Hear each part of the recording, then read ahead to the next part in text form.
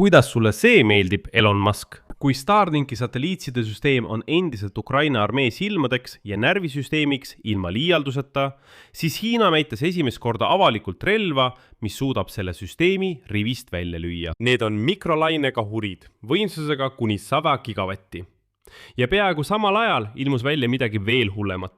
Need on salajased dokumendid, millest selgub, et Peking on juba mitu aastat venitanud Venemaad ühisesse programmi kogu Starlinki süsteemi hävitamiseks. Juriidiliselt, küberteel ja füüsiliselt, otse kosmoses.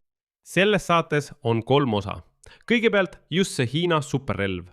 Mis on suure võimsusega mikrolaine seadmed? Miks 1 gigavatis piisab, aga hiinlased esitlesid 100 gigavatis seadet? Kuid miks 1 piisab, et satelliiti praadida? Ja miks see on odav? Seejärel arutame sensatsioonilist uurimist Moskva ja Pekingi salajasest liidust Elon Muski ettevõtte vastu, mis võib Ukrainale väga palju kahju teha. Ja lõpus väike kõrvalepõige. Uudis sellest, kuidas Hiina esimest korda oma ajaloos maandas raketi astmed, jõudes nüüd ka siin SpaceXile järele. Minu nimi on Aleksei Petši. Arutame koos kõiki neid teemasid. Aga enne kui alustame, palun teid. Palun tellige see YouTube'i kanal. Me liigume 300 000 tellija eesmärgi poole. Olen tänulik, kui just teie saate selle kogukonna osaks. Alustame siis uudisest, mis andis sellele saatele nime.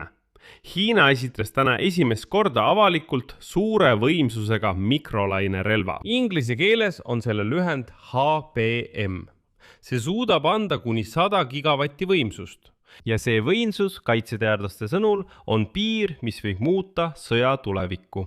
Sellest teatas täna väljaanne South China Morning Post. Viidates ülikooli teadlaste andmetele, lühend Hiina rahvavabastusarmee kaitsetehnoloogiad. Mis see üldse on ja kuidas see töötab? Põhimõte on lihtne ja seetõttu hirmutav. Seade kogub elektrienergiat. Ja siis vabastab selle ühe tugeva impulsiga, tekitades intensiivset mikrolaine kiirgust, mis põletab või rikub sihtmärgi elektroonika. Võtmenumber. Mikrolaine impulsid, mis ulatuvad vaid 1 kilovatini. Neid peetakse juba võimelisteks tekitama tõsiseid häireid või riistvaralisi kahjustusi madalal maa-orbiidil asuvatele satelliitidele. Just seal asuvadki Starlinki satelliidid. Hiinlased räägivad aga 100 gigavatist, see tähendab 100 korda rohkem. Teadlased kirjutavad otse välja. Tehnoloogia on liikunud laboratoorsetest prototüüpidest praktilise rakendamiseni. See on arenenud funktsionaalsetest süsteemidest kõrge jõudlusega ja vastupidavateks süsteemideks. Ja kõige olulisem. Sellise artikli ilmumine ülikoolis, mis kuulub ka Hiina rahvavabastusarmeele. See on üliharuldane juhtum, kus Hiina avalikult paljastab oma mikrolaine arsenali. Ja ette rutates ütlem, et kõik, mida Hiina praegu avalikult näitab, kui te tähele panete, siis ta teeb seda teadlikult, võimalikult avalikult ja uhkustab kogu oma relvastusega. See kõik on ettevalmistus Xi Jinpingi visiidiks Ameerika Ühendriikidesse juba septembris. See pole niisama.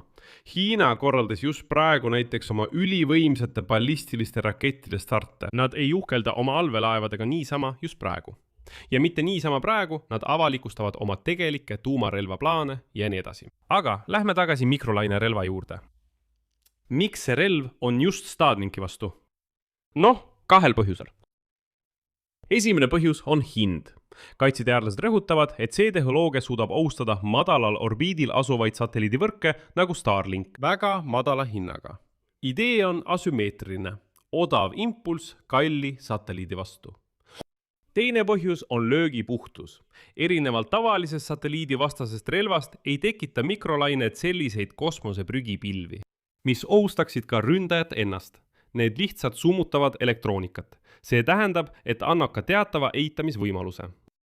Aga proovi siis hiljem tõestada, kes täpselt sinu satelliidi läbi põletas, näiteks kui Hiina hakkab satelliiti hävitama, Starlinki satelliiti. Selleks, et aidata venelasi Ukrainas rindel, väga raske on tõestada, et seda teeb just Hiina. Kuidas sa seda tõestad? Satelliit lihtsalt põles läbi. Mis temaga juhtus? Kõik saavad loogiliselt aru, aga tegelikkuses on seda väga raske tõestada. Ja siin on vaja ausat täpsustust. Et mitte sattuda paanikasse, isegi maksimaalse võimsuse juures, see sihtmärgi tabamise aken on väga lühike. Et suunata mikrolaine kiirsatelliidile, nagu te mõistate, 100 kilomeetrite kaugusele on vaja äärmiselt kitsalt suunatud antenni. Ja hoida satelliiti sihikul õnnestub vaid 10 sekundeid. Nii et see ei ole mingi lüliti, mis lülitab kogu võrgu korraga välja, teate. Aga tulevase kosmosesõja elemendina on see päris tõsine areng. Aga peamine probleem on selles, et selles loos kerkib esile Venemaa. Paralleelselt ilmus uurimus, mis näitab, et see kõik on juba viidud praktilise kokkumängu tasandile. 3 väljaande The Insideri, Der Spiegeli ja Le Monde'i ühine uurimine. See põhineb Venemaa ja Hiina salajaste läbirääkimiste dokumentidel. See paljastas terve programmi Starlinki hävitamiseks. Asi on järgmine. 2023 aasta novembris toimus suletud 3. Hiina-Venemaa foorum sõjalis-tehnilise koostöö teemal Guangzhou. Mõlema riigi juhtivate kosmose- ja kaitsetööstuse struktuuride insenerid arutasid ainult ühte küsimust. Kuidas hävitada Starlink, et see kindlasti ei aitaks Ukrainat? Esitluse valmistasid Hiina peamise kosmose peatöövõtja teadlased. See on korporatsioon CACC. See on seesama, mis teeb Hiina armeele rakette. Nad esitasid oma loogika väga kavalalt. Justkui Starlink on kohutav, on juba loonud kosmoseblokaadi, hõivates tihedalt madalad orbiidid ja võtmetähtsusega sagedused. Ja seetõttu saab võitlust sellega esitleda enesekaitsena, mitte agressioonina. Programm näeb ette 3 erinevat taset. Ja see on kõige olulisem. Esimene on juriidiline. Kõigepealt tuleb luua rahvusvaheline koalitsioon ja saavutada Starlinki laienemisele regulatiivsed piirangud. Ettekäändeks tuua satelliitide kokkupõrkerisk. Teine on spektraalne. See tähendab, et esitada taotlused ühiselt. Samadele sagedustele ja orbiitidele, mida Starlink kasvuks vajab. Lisaks luua ühine elektromagnetiliste häirete arhitektuur. Sellise valikulise side blokeerimiseks konkreetsetes piirkondades. Ja 3. tase on juba otsene eskalatsioon. See hõlmab küberrünnakuid tavakasutajate terminaalide kaudu ja satelliitide füüsilist hävitamist selle sama mikrolaine relvaga, mida hiinlased täna näitasidki. Ja nagu te aru saate, ei käi see ainult kosmose kohta. Nendes samades dokumentides selgub, et Venemaa maksab Hiinale lahingukogemusega. Pekingul on 160 tüüpi droone, aga tal on peaaegu puudulik reaalne kogemus nende kasutamisel. Venemaal aga on see olemas ja pakkumine on üsna otsene. Venemaa jagab Ukrainas lahinguvälja andmeid. Hiina jagab venelastega tehisintellekti tehnoloogiaid ja droonide masstootmist. Ja ette rutates taas. Viidates eelmisele saatele, tahaksin märkida, et just nimelt Shahed-droonide moderniseerimine, mida venelased nimetavad Keraniks, ning reaktiivsete Shahed-droonide loomine, see ongi koostöö Hiinaga. Ja veel üks näide selle koostöö tulemusest on Venemaa autonoomne droon VTU-V2U. Ukraina luuredokumentide kohaselt töötab see Hiina tehisintellekti moodulite, lidarite, akude ja salvestitega. Ja lõpetuseks uudis, mis sobib ideaalselt kõige eelnevaga. 10. juulil õnnestus Hiinal esimest korda raketi esimene aste tagasi tuua. Long March 10B esimesel stardil. Ja varsti pärast starti naasis aste vertikaalses asendis.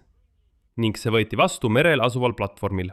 Siiani on korduv kasutatavaid rakette välja lasknud ainult Elon Muski ettevõte SpaceX.